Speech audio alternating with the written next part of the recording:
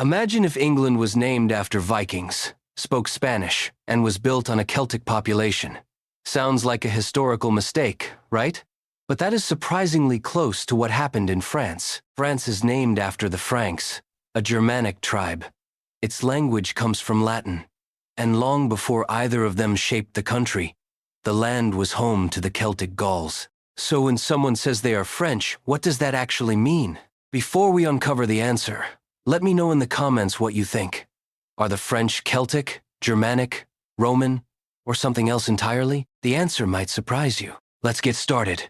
At first glance, the question seems simple. Are the French, Germanic, or Celtic? Yet the moment we begin searching for an answer, we run into a fascinating contradiction. France takes its very name from the Franks, a Germanic people who swept into Western Europe during the decline of the Roman Empire. They were warriors, rulers, and conquerors whose influence was so powerful that an entire nation would eventually bear their name. On the surface, that would seem to settle the debate. France is named after a Germanic tribe, so surely the French must be Germanic. But then another puzzle appears. The French language is not Germanic at all. Unlike German, Dutch, or English, French belongs to the Romance language family. Its roots lie in Latin, the language of ancient Rome. When modern French people speak, they are speaking a language that evolved from Roman influence, not from the language of the Franks who gave the country its name. And the mystery deepens even further. Long before Roman legions marched into the region, and centuries before the Franks established their rule, the land we now call France was home to Celtic tribes known as the Gauls. These Celtic peoples dominated the region, shaped its culture, and left a lasting mark on its identity. In fact, before France was France, it was one of the greatest Celtic strongholds in Europe. So what exactly happened here? How can a nation carry the name of a Germanic tribe, speak a language descended from Latin, and trace its earliest roots to Celtic peoples? Which of these influences truly defines the French story? When a French person looks deep into their past, where do they actually come from? To answer that question, we must travel back to a time before France existed, when the land was known by a very different name and was inhabited by a people the Romans would come to fear, the Gauls. Long before France became a kingdom, before Paris emerged as one of Europe's most famous cities, and before the Franks gave their name to the land, the region was inhabited by a very different people, the Gauls. The Gauls were not a single nation, but a collection of powerful Celtic tribes spread across much of what is now modern France. They lived in fortified settlements, traded across Europe, crafted intricate metalwork, and developed rich traditions that shaped daily life. To the ancient world, Gaul was known as a land of fierce warriors and proud tribal societies. This may come as a surprise to many people today, but the earliest ancestors of the French were not Germanic. They were largely Celtic. In fact, there was a time when the people living in ancient Gaul shared more cultural similarities with the Celts of Ireland and parts of Britain than with the Germanic tribes living east of the Rhine River.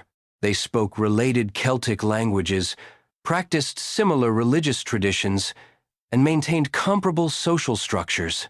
If you could travel back over 2,000 years, you would likely find stronger cultural connections between ancient Gaul and Ireland than between Gaul and Germany. Among the most famous of these Celtic leaders was Vercingetorix, a chieftain who became a symbol of resistance against Roman expansion. Faced with the growing power of Rome, he united rival tribes in an extraordinary effort to defend their homeland. His struggle would become one of the defining moments in the history of ancient Gaul. Yet despite their strength, the Gauls faced a challenge unlike any they had encountered before. To the south stood a civilization that controlled vast territories, commanded disciplined armies, and possessed ambitions far beyond the borders of Italy. The Celtic world of Gaul was about to collide with the rising power of Rome, and that encounter would transform the future of France forever. In the next chapter of our story, the arrival of the Romans changes everything. The Celtic tribes of Gaul were proud, resilient, and deeply rooted in their homeland. But in the 1st century BC,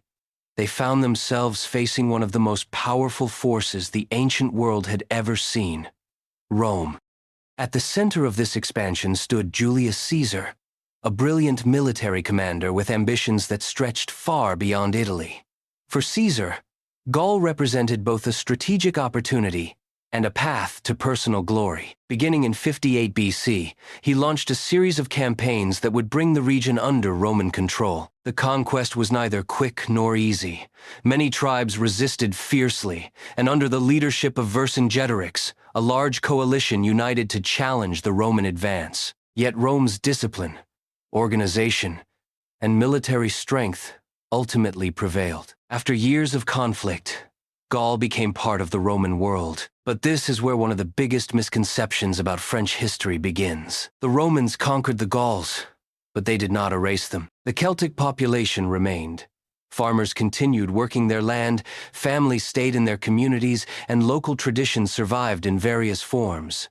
What changed was the world around them. Roman roads connected distant regions. Roman cities grew in importance. Roman laws shaped society. Roman customs influenced everyday life. Over time, the people of Gaul became increasingly Romanized. Perhaps the most important transformation involved language. As generations passed, Latin gradually replaced the Celtic languages spoken across much of the region. The descendants of the Gauls began speaking a local form of Latin that evolved and changed over centuries. This is a crucial detail often overlooked in discussions about French identity. The French language did not come from the Franks. It came from the people the Franks conquered. By the time Rome's power began to weaken, Gaul had been transformed into a largely Latin-speaking society. Yet a new force was already emerging beyond its borders, one that would give the country its name and add another layer to its remarkable identity. As Roman authority weakened across Western Europe, new groups began moving into territories that had once been firmly under imperial control. Among them were the Franks, a collection of Germanic tribes living near the Rhine frontier. Tough, ambitious, and skilled in warfare, they were very different from the Romanized population that now occupied Gaul. For centuries, the Franks had existed on the edges of the Roman world. Sometimes they fought Rome, sometimes they traded with it, and occasionally they even served in Roman armies. But as the empire's grip loosened, opportunities emerged that would change the course of history. Gradually, Frankish leaders expanded their influence across Roman Gaul. The most famous among them was Clovis I, whose military victories united many Frankish groups under a single ruler. His success laid the foundation for a powerful kingdom that would dominate much of the region. At first glance, this seems like the moment when Gaul became Germanic. After all, Germanic warriors had conquered the territory and established themselves as its ruling elite. It would be reasonable to assume that their language and culture eventually replaced what came before. But that is not what happened. In one of history's most fascinating twists, the Franks conquered the land, gave it their name, but lost their language.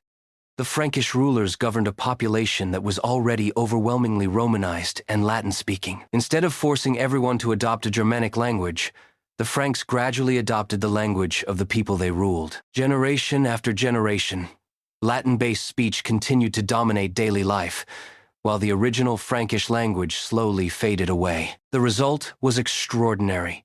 The country became known as France, a name derived from the Franks, yet its language continued evolving from Latin rather than Germanic roots. This raises an obvious question. If the Franks gave France its name but not its language, why did their identity leave such a lasting mark on the nation? By this point, the story seems almost impossible. The people of Gaul were originally Celtic. They were later Romanized and spoke a language descended from Latin. The Franks arrived afterward, ruled the territory, and eventually abandoned their own Germanic language. So if the Franks became such a small part of the population, why is the country called France instead of something else? The answer lies in a pattern that has appeared throughout history time and time again. A ruling group does not always need to be the largest group to leave the biggest mark. In many cases, a relatively small elite can shape the identity of an entire nation simply because they hold political power at a crucial moment in history. Consider Bulgaria. The original Bulgars were a comparatively small group, yet their name became attached to an entire country. Or take England. The Angles were just one of several Germanic peoples who settled in Britain, but their name ultimately gave rise to England, the land of the Angles. France followed a remarkably similar path. When the Franks established themselves as the dominant political force in former Roman Gaul, their name became associated with the kingdom they controlled. Over time, That kingdom expanded, strengthened, and evolved. Generations later, people no longer thought of the Franks as a separate ruling tribe. Instead, the name remained while the society itself continued to change. This is why modern France carries a Germanic name despite speaking a Romance language and possessing deep Celtic roots. The name reflects who ruled the land during a decisive period, not necessarily who made up most of the population. Suddenly, the mystery begins to make sense. France is not named after its earliest inhabitants, nor after the language its people speak today. It is named after the group that successfully forged a kingdom powerful enough to define the region's future. But after all these centuries of Celtic, Roman, and Germanic influence blending together, what does that mean for the French people of today? Who are they, really? So, after tracing the story from the Celtic Gauls to the Romans and then to the Germanic Franks, we can finally return to the question that started this journey. Are the French Celtic or Germanic? The answer is both more complicated and more fascinating than most people expect. Modern French people are not the descendants of a single tribe, nation, or ethnic group. Instead, they are the product of centuries of cultural blending, migration, conquest, and adaptation. Like many European populations, their identity was shaped layer upon layer, with each era leaving its own mark on the generations that followed. At the foundation of that story stand the Celtic Gauls, the people who inhabited the region long before France existed. Their influence helped shape the early character of the land and remains an important part of French historical memory. Then came Rome. The Roman conquest transformed Gaul politically, culturally, and linguistically. Roman roads connected communities, Roman institutions organized society, and Latin gradually became the language of everyday life. The descendants of the Gauls did not vanish.